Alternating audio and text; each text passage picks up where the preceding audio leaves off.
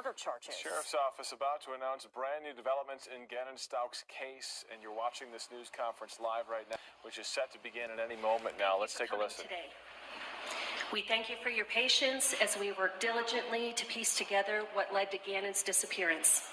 Our speakers today will be Sheriff Bill Elder, Lieutenant Mitch Mahalko, FBI Denver Division Special Agent in Charge, Dean Phillips, District Attorney Dan May, and Senior Deputy District Attorney Michael Allen. We will not be taking any questions at the conclusion of the press conference. However, I will be reading from Gannon's father, Al. Landon may not speak. Please respect the family's request for privacy as they begin to absorb and process the devastating news they have received today. Sheriff Elder. Thanks, Jackie. Welcome, everybody. Today marks 5 weeks since the investigation into the disappearance of Gannon's conference to update you on some significant developments. While we've yet to locate Gannon, this morning, just after 8 o'clock a.m. East Coast time, Letitia Stauch was taken into custody in Myrtle Beach, South Carolina without incident by law enforcement officers from the El Paso County Sheriff's Office, the Denver and Columbia divisions of the FBI, the Myrtle Beach, South Carolina Police Department, the Horry County, South Carolina Police Department, and Sheriff's Office. Letitia will be held without bond in the J. Reuben Long Detention Center in Horry County, South Carolina, where she will remain until she's extradited back to Colorado Springs on the following charges. Charge 1, murder in the first degree of a child under 12 years of age by a person in a position of trust. Child abuse resulting in death. Tampering with a deceased human body, and tampering with physical evidence. I cannot stress enough what a difficult time this has been for Gannon's family. Like Jackie said, they've provided a written statement, but they will not, and they won't be providing any interviews at this time, and I ask that you protect them. This has been a rapidly developing and highly complex investigation, and it underscores the importance of teamwork in the law enforcement agents in our community. While our hope is always that tragic cases like this never happen, it is precisely why the extremely close relationships we enjoy with our local, state, and national law enforcement partners becomes the most important. The list of people from around the country that have worked many, many long hours and invested themselves so deeply is long and impressive. I ask each and every one of you for all that you've done in the investigative efforts so far.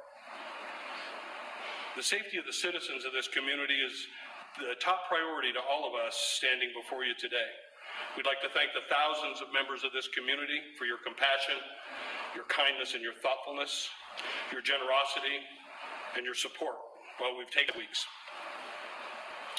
On behalf of the Sheriff's Office, all of the investigators, the staff, the volunteers involved in this investigation from all over the United States, we would like to express our deepest sympathies to Gannon's family and friends. There is no way to express the depth of our sympathy, and our hearts break for you. But I make this promise: this team will continue its work. These partners will remain steadfast and diligent until the conclusion and final prosecution of this case. We will not stop, and this investigation has only begun. Letitia's arrest photograph will be made available to the media as soon as we can following the details. And now I will turn the microphone over to Lieutenant Mitch Mahalko.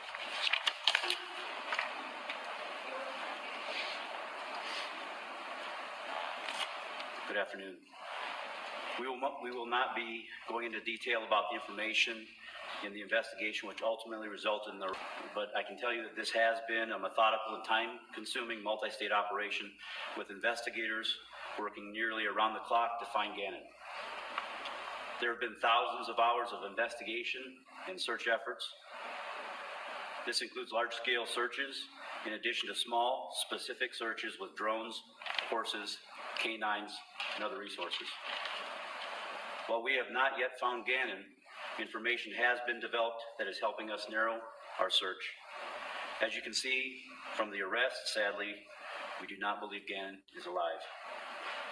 Our work is only just beginning, and you will continue to see many law enforcement officials in El Paso County over the coming weeks and possibly months as we continue our relentless family. On behalf of the investigators and staff involved in this investigation, we would like to express our deepest sympathies to the family and the friends of Gannon. The death of a child is something no parent should ever have to endure. This case has not just been an investigation for us. This case has become very personal and will forever remain in our hearts. We will continue to work closely with the 4th Judicial District Attorney's Office, the FBI, and other partners to the conclusion of this investigation. At this time, I'd like to turn this over to FBI Denver Division Special Agent in Charge, Dean Phillips. Thank you for being here today. On behalf of the men and women of the FBI, all the special agents, investigative analysts, support staff, and our task force officers, we express our deepest condolences to the family, the friends, and the loved ones of Gannon Stauch. To the press, I also ask that you give the family in order to process the information that they're dealing with now. Thank you for your patience and understanding, for your assistance, and for the support you've provided to the law enforcement community as we've worked through this investigation. The law enforcement community, I want to recognize in particular the El Paso County Sheriff's Office, the Colorado Springs Police Department, the Douglas County Sheriff's Office, our partners, our task force partners in Pueblo, the Pueblo PD, Pueblo County Sheriff's Office, and the Colorado State Patrol. All of these agencies have worked seamlessly together throughout this investigation. Although this is not the outcome for which we had hoped, we continue to work this aggressively, and we will continue to work it through to the end. As far as the FBI is concerned, we brought significant resources to bear, to include agents, special agents, investigative analysts, technical support, evidence response teams, and behavioral analysis unit support. But we are not done. We will be here with our partners to the end. We will continue to help law enforcement and the prosecutors see this to the very end.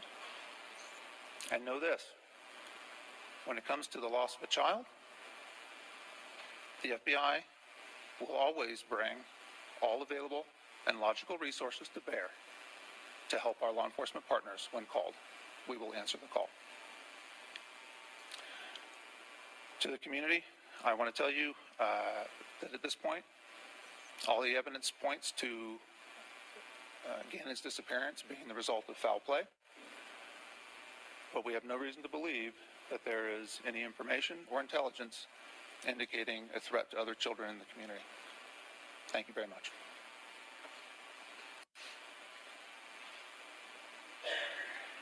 This is not the outcome that anybody here wanted. We wish today, as we were standing here, that we had little Gannon with us to be able to present to our community still alive and doing well. Unfortunately, that's not the situation. As you've heard, an arrest warrant was issued for first-degree murder of Gannon in this case. Unfortunately, we've had to get to know the family now as part of our prosecution family, and they'll be with us for the next many months going forward. It's an unfortunate thing that we are here today. I do want to thank all those who've been involved. The FBI has been amazing. John Cronin, who's the special agent in charge here in Colorado Springs, has spent time for weeks across this country. Could not have done this without their support. Bill Elder's team has been fabulous in terms of their work, working tirelessly again 24/7 for many weeks, hoping we would find Gannon. Unfortunately, we are not. Colorado Springs Police Department, Kevin Clark, came over, and it's been amazing the work that he has done, which I understand he may even get a special recognition from the FBI in terms of what he's done on this case. My lead prosecutor on this case has been Michael Allen. He will continue to be the lead prosecutor throughout this case. And with that, I'd like to introduce him to fill you in on some of the things we expect going forward. I want to let everybody know that the affidavit in this case supporting the arrest warrant remains sealed. We do understand why this case has drawn the attention it has from across our community and also across our country. But we want to do everything we can to make sure we achieve justice for Gannon. So we're not going to talk about the facts of the case going forward. We want to make sure proceedings.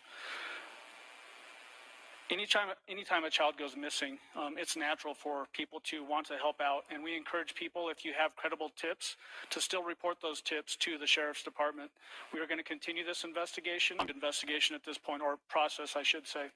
One, we still want to bring Gannon home so that he can have a proper burial and his family can achieve the closure that they need.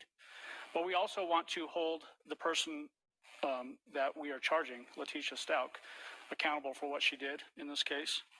She has been arrested on the following charges: murder in the first degree, child under 12 by a person in position of trust. That is a Class 1 felony and carries a potential penalty of life in prison without parole. The other charges are child abuse resulting in death, tampering with a deceased body, and tampering with physical evidence. The extradition process is where we are now. We will proceed until we get Letitia back here of charges, which will be sometime in the coming days. We do have a team of folks in Myrtle Beach, South Carolina right now, 2 prosecutors from our office, FBI agents, and members of the El Paso. They're collecting evidence even in South Carolina as we speak, and that will continue until they exhaust that effort. I do want to add, too, that all defendants, Letitia included, are innocent until proven guilty beyond a reasonable doubt. That will be the case. It's our burden to prove this case beyond a reasonable doubt. We are confident that we'll be able to do that. But because we have that burden and we want to protect these proceedings, we won't be commenting again on the facts of this case. Thank you very much.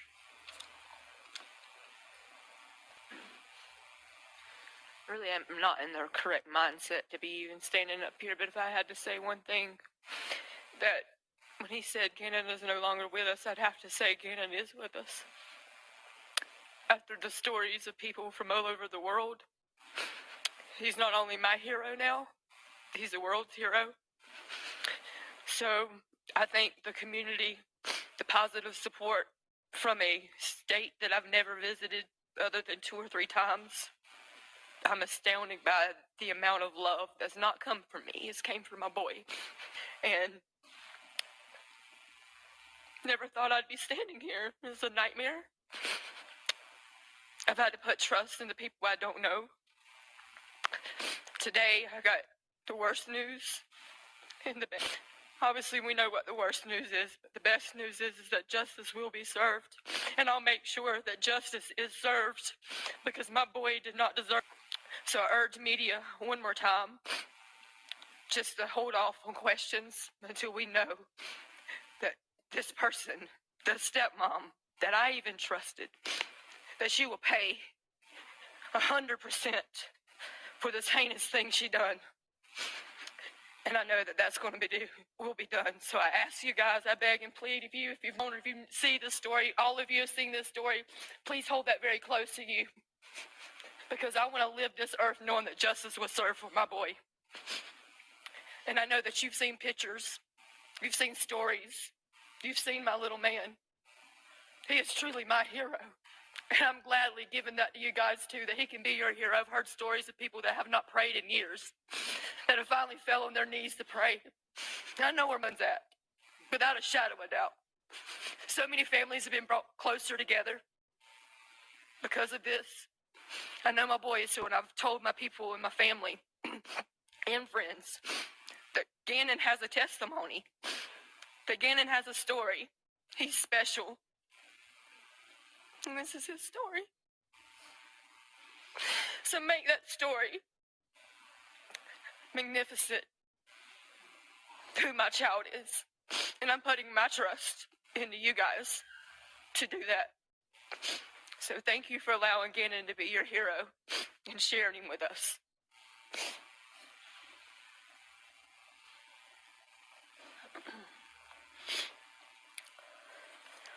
So now I'm going to read a statement from Al, Gannon's dad.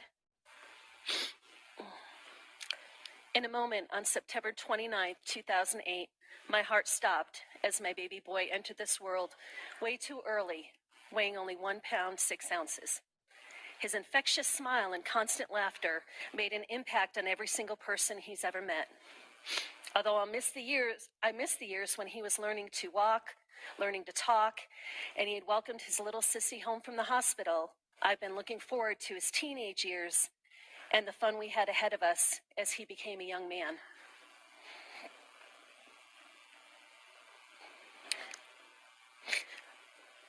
In a moment, on March 2nd, 2020, my heart stopped again when what heard up to this point. My little boy is not coming home. We will never play Nintendo again. No more Taco Tuesdays. No more smooth-looking haircuts. No more Big Bubba for my Lena, and no more G-Man for the world. This heinous, horrible crime is one that I gave more to anyone else on this planet, and that is a burden for a very long time. But the God I believe in is the owner and decider of justice and vengeance. Only he can repay. Although I am selfish and want my baby boy here, now and forever, how can I question God for bringing Gannon home to him? Because Gannon believed in God, and I will never stop believing. Thank you to the El Paso County Sheriff's Office and the FBI for the thousands of hours it took to uncover the truth as we know it, and may they stay strong and focused as they move forward.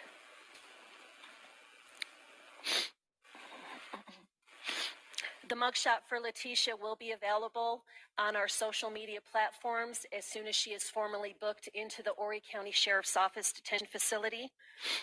I do have press packets available for the media, which will be available at the conclusion of the press conference. As Senior District Attorney Mike Allen said, all investigation questions should be directed to the District Attorney's Office. All search effort information will continue to come from the El Paso County Sheriff's Office.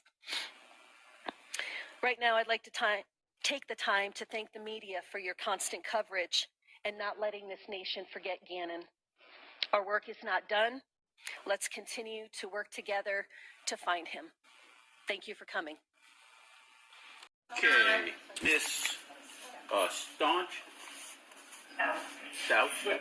I knew whichever way I went I'd be wrong, but okay, I don't know how much you know about the extradition proceeding. Do you know anything about extradition? Well, you're going to learn. This morning you have a decision to make. You can either waive extradition.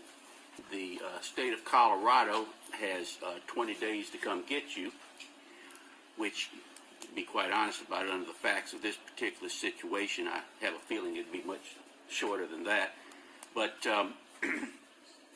anyway, they'll have 20 days to come get you, or you can fight extradition. Fighting extradition means that, and this is a guesstimate on my part, that it would be about 90 days from now, the Attorney General from the state of South Carolina would hold a extradition hearing where he has to prove Miss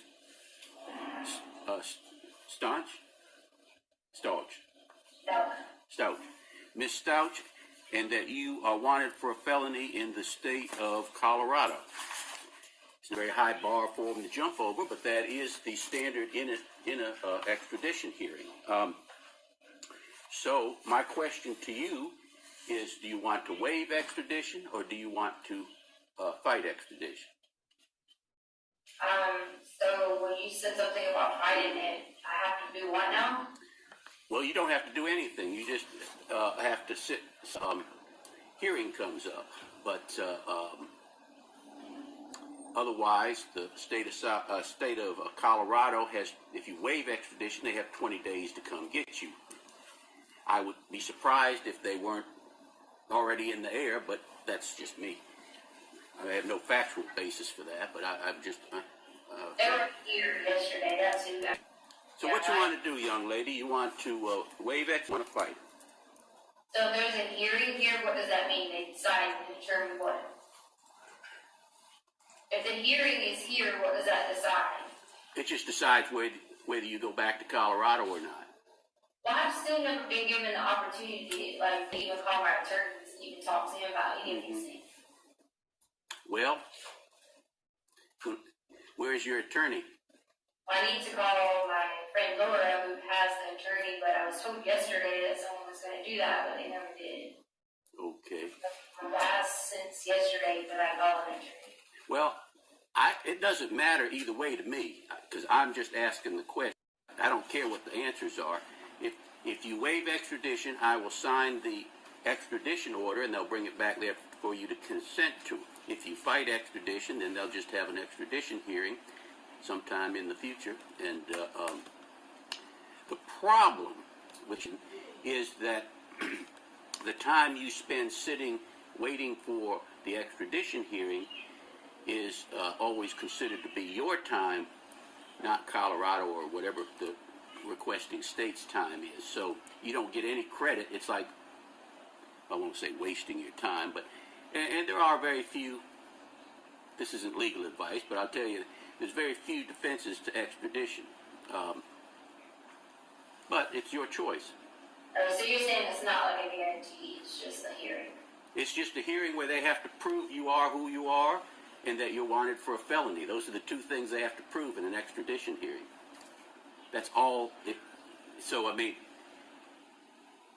if you are who you are and you're wanted for a felony in Colorado, much good fighting an extradition hearing. Oh, you're saying they have to prove that. I see what you're saying. I understand now. So, Yes.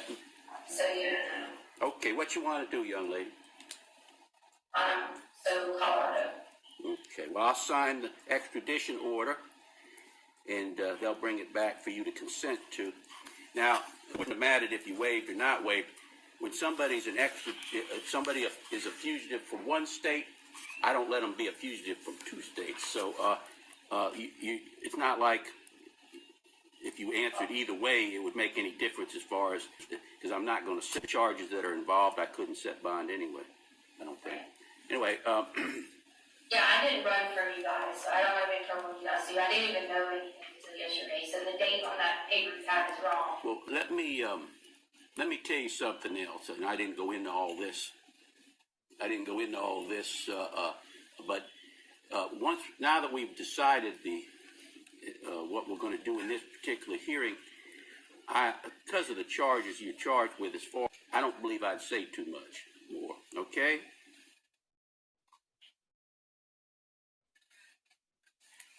All right. They'll bring the order back to you to sign in a moment. All right. To consent to, okay? Okay. All righty.